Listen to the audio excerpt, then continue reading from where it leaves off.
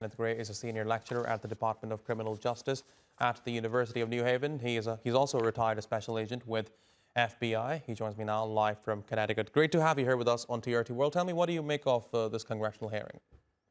So the congressional hearing did not get very many answers from Director Cheatle. She had been subpoenaed to come there. She showed up, but she had very, very few answers to their questions. And the frustration was felt. It was very obvious on the part of both Republicans and Democrats. They were asking her very basic questions, things like the number of casings up on the roof, and she refused to answer that. She kept on using the excuse that there's an ongoing FBI investigation, but these kind of details that she was subpoenaed for, she just would not give the information. And so I am not surprised to see, after being beaten up as badly as she was, to see her resign.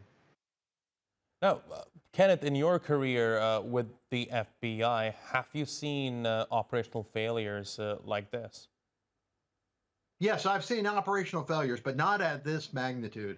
I mean, this was really incredible in that they had one mission, and apparently this was an operational failure that almost resulted in the death of a former president and possibly future president.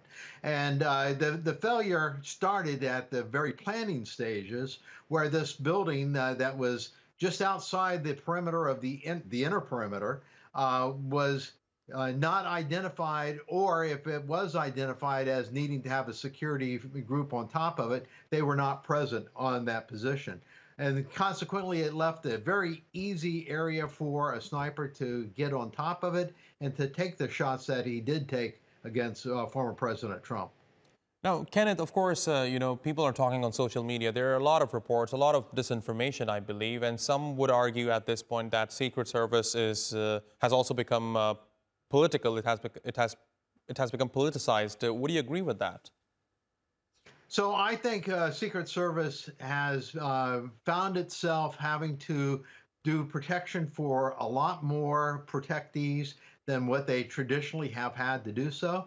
But while they've had an increase in their personnel, it has not been an increase in personnel that is commensurate with the number of people that they are protecting. Consequently, they are trying to make do with the resources they have. In this particular case, on the 13th, there was 3 different events going on in Pennsylvania that all needed Secret Service attention. And so I think that Secret Service made a mistake in thinking that they had this one covered properly, using the state police and also the local police.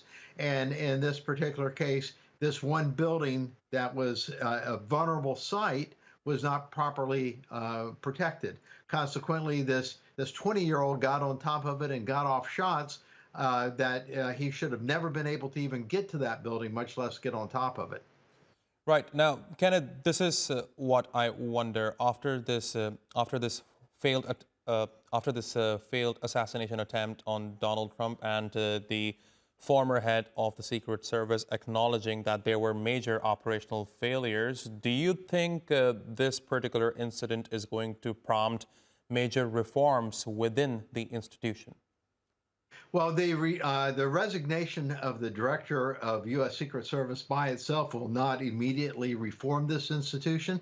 However, it will send a shockwave through it. And the deputy director of Secret Service is now the acting director of Secret Service, a 24-year veteran, Ron Rowe. And Ron will be able to take efforts to try to make some corrections. But again, the real thing that they need is not only a change up in their management, but also additional resources. Fascinating insights. Kenneth Gray, thanks very much for talking to us here on TRT World. I really appreciate your taking out the time.